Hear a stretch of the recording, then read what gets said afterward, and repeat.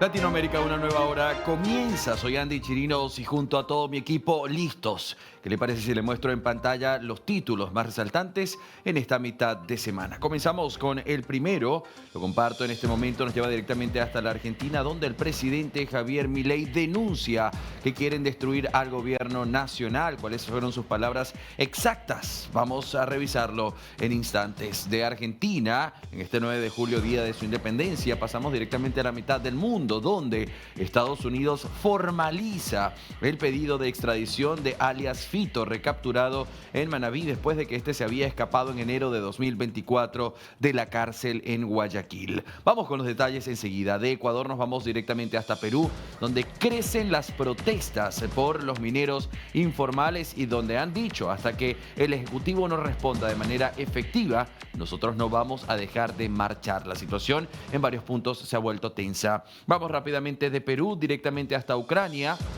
La guerra de 3 años y un poco más. Y hoy ya hay que hablar de que Rusia hizo el ataque más grande con naves no tripuladas que se haya registrado. Imagine usted, si son 3 años y medio de guerra y hoy se ha firmado el ataque, hay que mirar de cerca lo que ha sido esto y cómo reaccionó Ucrania ante la situación. Vamos a andar en esto en instantes. Último de los títulos, Estados Unidos, situación poco afable. En Texas, esta mortífera inundación que ha dejado ya 119, actualizamos para ustedes la noticia, 119 víctimas fatales y unas 150 personas todavía están siendo buscadas. También le prometo los detalles sobre los Estados Unidos y las inundaciones en Texas. Ahora sí, vamos a comenzar con la información.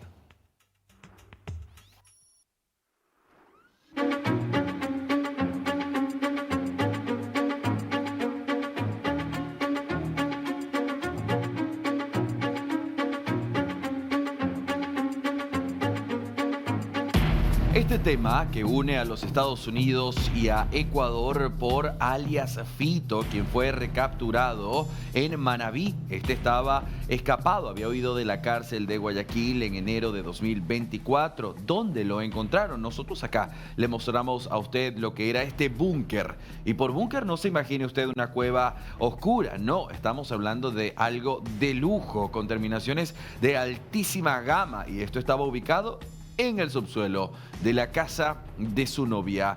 Allí se encontró en un importante mega operativo donde se le capturó, donde él dijo, sí, efectivamente, soy alias Fito, se lo llevan y automáticamente cuando esta noticia sale a la luz, Estados Unidos pide su captura, su extradición, que lo envíen de Ecuador hasta Estados Unidos para que pague. Y usted se preguntará, ¿por qué un criminal ecuatoriano ha de pagar en los Estados Unidos? Simple, porque también es buscado por la justicia estadounidense por 7 delitos. Por nombrarle alguno de estos, el tráfico de cocaína, liderar importantes bandas narcocriminales como los choneros, por ejemplo.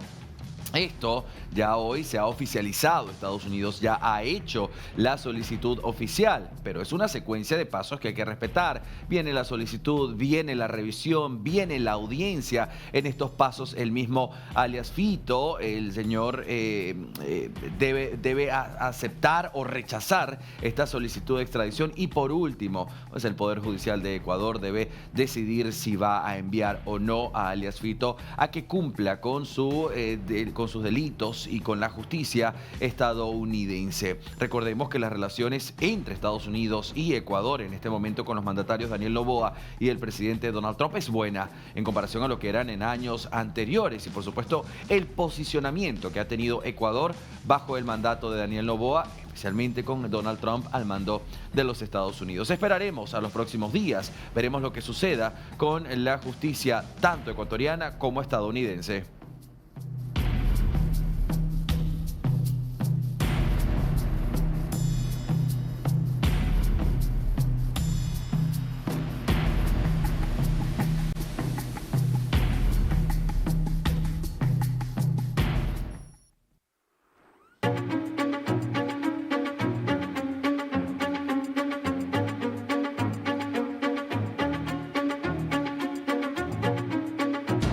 Y rápidamente nos vamos hasta Perú para hablar de la paralización, y esto por parte de los mineros.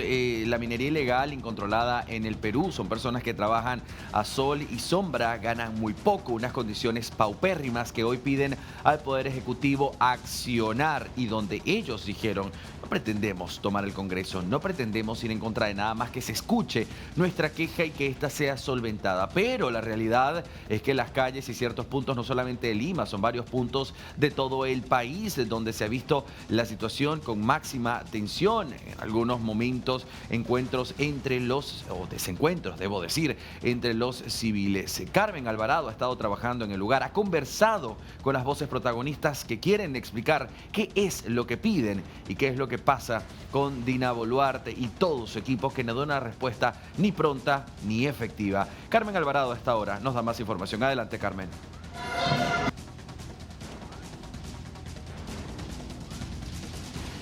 Muy buenas tardes, muchas gracias por el pase, compañeros. Y tenemos que actualizar la información con respecto al bloqueo de carreteras en 4 regiones del Perú por parte de los mineros artesanales. Debo decirte que ya se ha emitido un comunicado por parte de la Sociedad Nacional de Industrias, que ha expresado su enérgico rechazo a este bloqueo, porque no solamente está perjudicando a comercios enteros. Recordemos que hay camiones varados, vehículos particulares y también buses interprovinciales, donde lamentablemente miles de personas están teniendo que caminar grandes tramos para llegar a sus destinos finales. Recordemos que este bloqueo que se está dando en 7 puntos de 4 regiones del Perú se debe a la exclusión de al menos 50,000 reinfos. El reinfo es una herramienta que le da la posibilidad, o le daba la posibilidad precisamente a los mineros de entrar en un proceso de formalización. Pero algunos expertos han indicado que esto más bien ha servido para la minería ilegal. Entonces ya no están de acuerdo con esta decisión del Ejecutivo, y el Ejecutivo, es decir, el gobierno de Dina Boluarte, ha dicho que se va a mantener firme y que no van a actualizar estos reinfos. Ahora, estas drásticas medidas por parte también del gobierno también se han visto acompañadas luego de que la Comisión de Energía y Minas del Congreso de la República del Perú pues no lograra la votación respectiva del predictamen de ley que se estaba viendo ayer precisamente sobre la ley MAPE. Eso también, digamos, que ha generado tensión en este clima ya en todo el territorio nacional, donde los mineros aseguran que van a radicalizar sus protestas. Vamos a ver qué es lo que dice exactamente este comunicado, que es importante también por parte de la Sociedad Nacional de Industrias. La Sociedad Nacional de Industrias expresa su enérgico rechazo a los bloqueos de carreteras y otras vías de comunicación que se vienen produciendo en diversos lugares de nuestro territorio. El bloqueo de carreteras constituye un acto contrario a la Constitución y a las leyes. Esta práctica vulnera derechos fundamentales al imposibilitar la libre circulación de personas y de bienes esenciales como alimentos y medicinas, poniendo en grave riesgo a quienes requieran atención médica, además de otros productos de primera necesidad, afectando directamente a millones de ciudadanos. Esta situación es inadmisible de un Estado de Derecho. Por ello exhortamos a las autoridades del gobierno a restituir el orden y garantizar el libre tránsito. Ha sido el comunicado de la Sociedad Nacional de Industria. Nosotros vamos a seguir informando. Adelante, compañeros.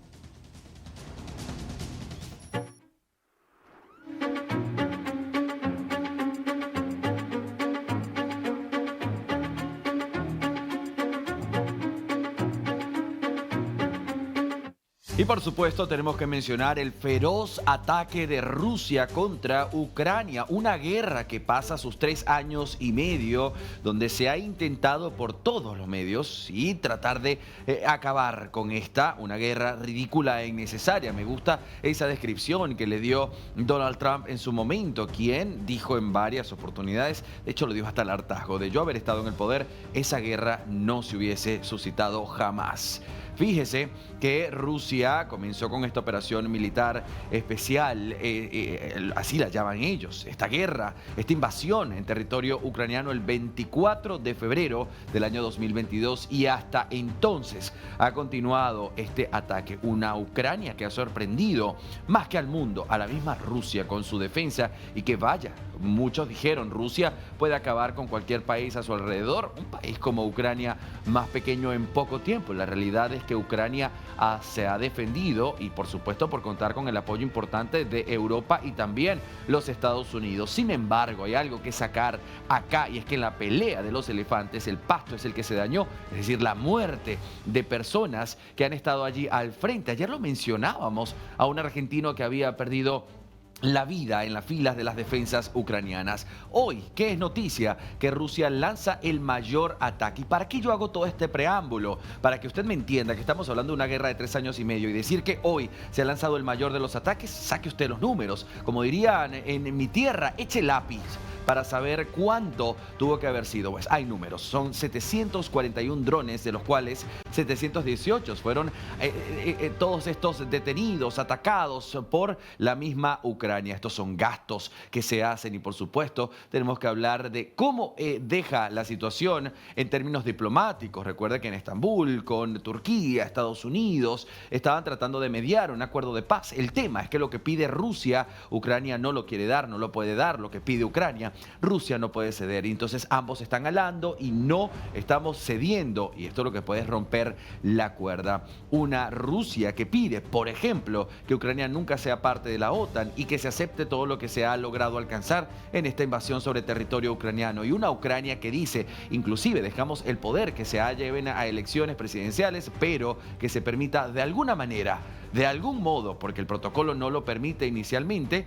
que Ucrania sea parte de la organización del Tratado Atlántico Norte y por supuesto garantías de seguridad, garantías de paz, es decir, que haya tropas, bien sea estadounidenses, preferentemente que sean de los Estados Unidos o de la Unión Europea en la frontera. Esto, por supuesto, a Putin no le gusta para nada, es decir, no quiere que haya allí ningún tipo de presencia militar, ni estadounidense ni europea. Estados Unidos se ha involucrado no solamente en la parte diplomática, no solamente en el envío de armamento, sino que también ha dicho, podemos hacernos cargos de ciertos puntos estratégicos de Ucrania. Es decir, Rusia no se atrevería a atacar a nadie de los Estados Unidos porque eso implicaría hacerle la guerra hoy al país más poderoso del mundo. No lo estoy diciendo yo, lo sostuvo el mismo presidente Donald Trump. Esto, por supuesto, ha llevado a que la Unión Europea siga apoyando a Ucrania y que Estados Unidos, si bien cuando llega Donald Trump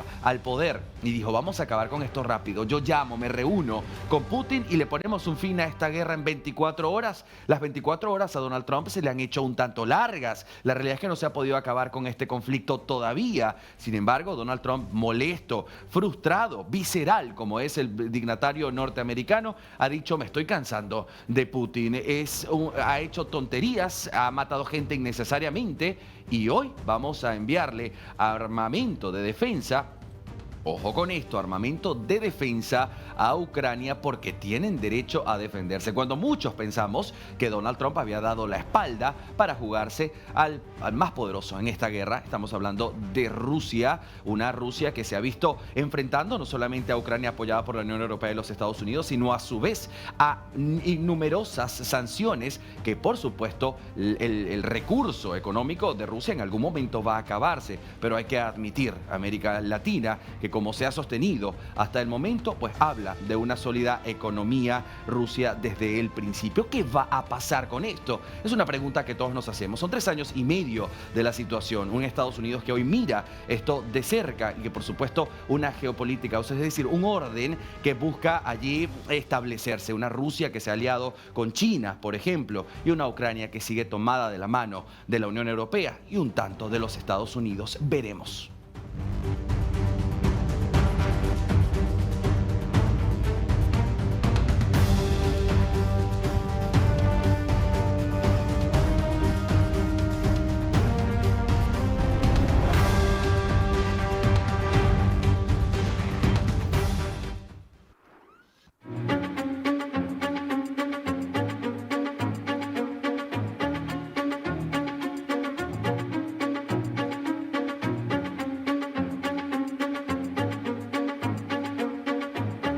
Vamos a seguir técnicamente en el mismo tema. Y por supuesto le quería actualizar, por ejemplo, que Estrasburgo, el máximo tribunal europeo independiente, pues ha dicho que Rusia ha violado el derecho internacional de Ucrania con este último ataque. Usted dirá, esto es una cuestión evidente, pero para que este tipo de organizaciones, para que este tipo de instancias pues den esta determinación, es un paso importante. Y esto lo conectamos directamente con la noticia de hoy. Zelensky, por su parte, este presidente ilegítimo, recuerda usted, así lo llamó Donald Trump en su momento, y lo llamó de esa manera porque él técnicamente ya no es el presidente, su gestión terminó, pero por estar en medio de esta guerra no hubo sufragio en Ucrania. Él se reunió hoy con el Papa, el pontífice León XIV, y acordaron ambos en que el Vaticano sea la sede para que allí se reúnan y puedan negociar tanto Rusia como Ucrania. La situación es algo hipotética, es algo soñada. Ya esto era lo que inclusive se había dicho en un principio, que se reuniera el presidente de Rusia con el presidente de Ucrania allí en Estambul para poder conversar, pero no, esto no sucedió. La realidad es que ambos decidieron enviar a sus altos funcionarios, un Volodymyr Zelensky que había dicho, sí, yo estoy dispuesto, pero un Putin que no dio una idea clara de qué iba a pasar. Todo el tiempo estaba dando una respuesta como pudiera que sí, pudiera que no.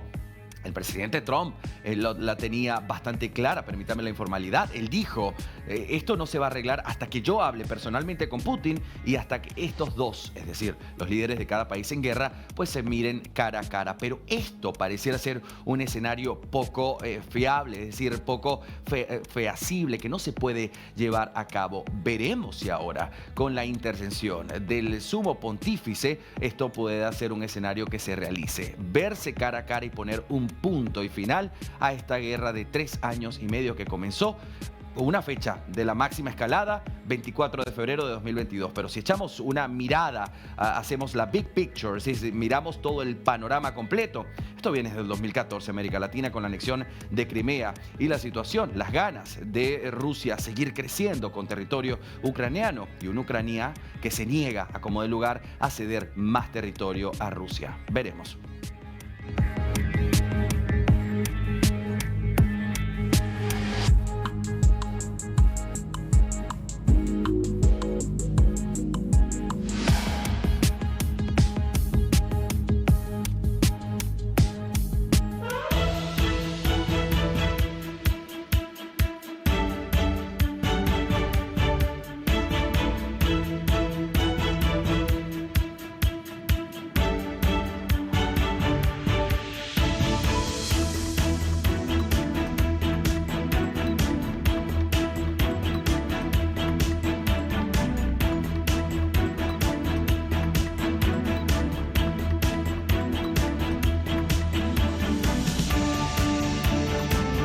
Y atención, América Latina, tenemos que hablar de esta pelea abierta entre dos pesos pesados. Donald Trump impone aranceles del 50% y Lula, el presidente de Brasil, ataca por la vía diplomática.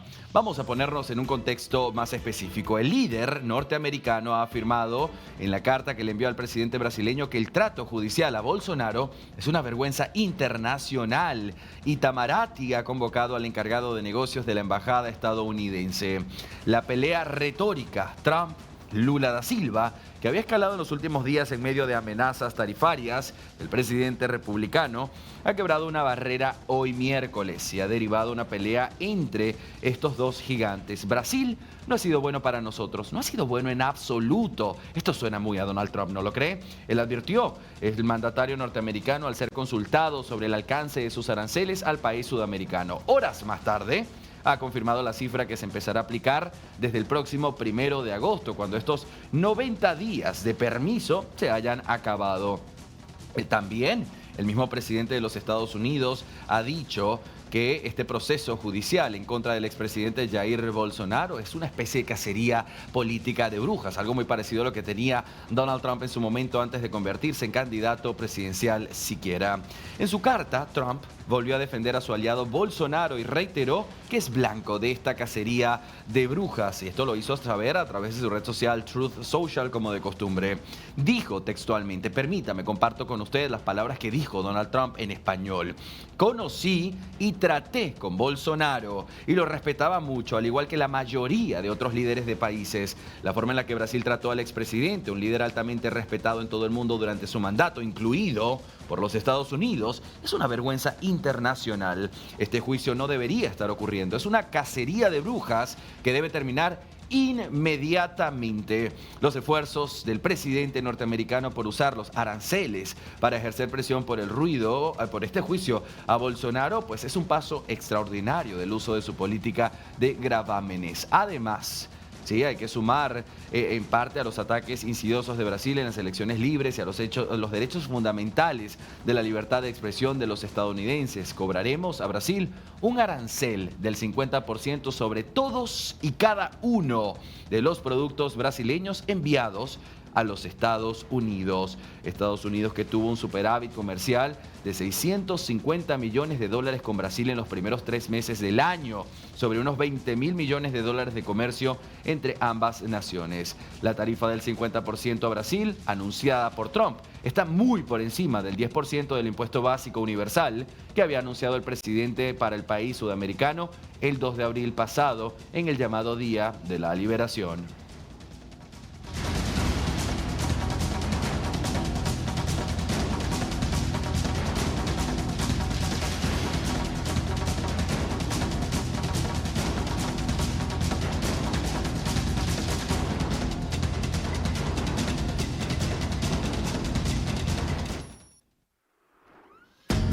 Nos quedamos con este tema de conversación. Daniel El Vitar, el actor y modelo venezolano de 46 años, muy conocido por las telenovelas en Venezuela, ahora en México, hoy está siendo centro de una nueva polémica, y todo tiene que ver con el anuncio que hizo el nacido en Caracas, Venezuela, Daniel El Vitar. Hizo pública esta denuncia porque Nicolás Maduro y su gente le anularon su pasaporte y le han quitado la nacionalidad. Esto se confirmó a través de su agencia. Él dijo de manera muy específica, permítame, y cito textualmente sus palabras, dijo: me han quitado la nacionalidad, la identidad legal como venezolano, pero jamás podrán quitarme ni la voz ni el amor por mi tierra.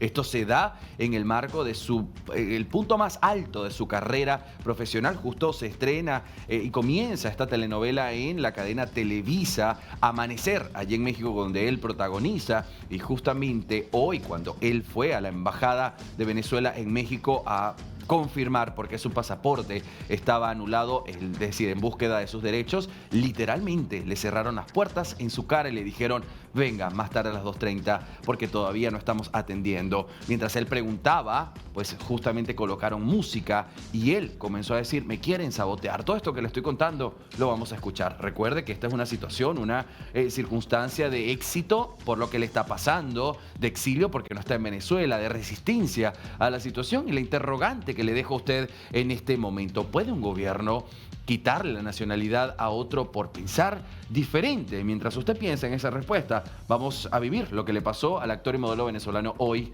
en la Embajada de México. Adelante. El documento con mi abogado, okay, a la Embajada de Venezuela, y saliendo les digo cómo me fue. No, bueno, imagínate cómo me puedo sentir después de que me cancelaron el pasaporte, de que no puedo ni siquiera visitar a mi mamá, que no puedo ver a mi familia. Sí, bueno, pero yo vengo con mi abogado. ¿Ya ven? Te cerraron la puerta en la cara. Me cerraron la puerta en la cara, ¿no? Ya ven, ni siquiera quisieron atenderme, simplemente porque vengo a exigir mis derechos. Hermano, a las 1:30 se atiende al personal. Sí, pero simplemente voy a introducir un documento, eso es todo. A las 2:30 lo atendemos. ¿Por qué a las 2:30? Porque esa es la hora que normalmente atendemos. Ya, es que me están poniendo música aquí para que no pueda hablar. Si quieres vamos a echarnos un tantito para acá. Okay. quieren sabotearlo. Y mira cómo cierran esto como si fuera un búnker. Me metí a chequear el estatus de mi pasaporte con mi usuario y decía pasaporte anulado. El pasaporte está vigente hasta el 11 de junio del 2026. Él lo dijo allí frente a la prensa mexicana, quien cubría esta noticia que hoy pues, se ha regado por el mundo y que nos sorprende realmente porque esto ya lo habíamos visto en otras tantas oportunidades, especialmente al 28 de julio cuando muchos venezolanos en el exterior comenzaron a darse cuenta que sus pasaportes se encontraban anulados y esto por supuesto para que no pudieran ejercer el derecho al voto en esas elecciones, es decir, el voto del venezolano afuera, que son 8 millones, no contó. Por eso le digo, la situación realmente nos sorprende. Daniel Elvitar hoy ha dicho, me pueden quitar la nacionalidad y la identidad legal, pero jamás callar la voz. Él se encargó desde el 28 de julio en mostrar cuáles son sus pensamientos, su ideología y a defender lo que él cree sucedió en esas elecciones. Veremos lo que pase.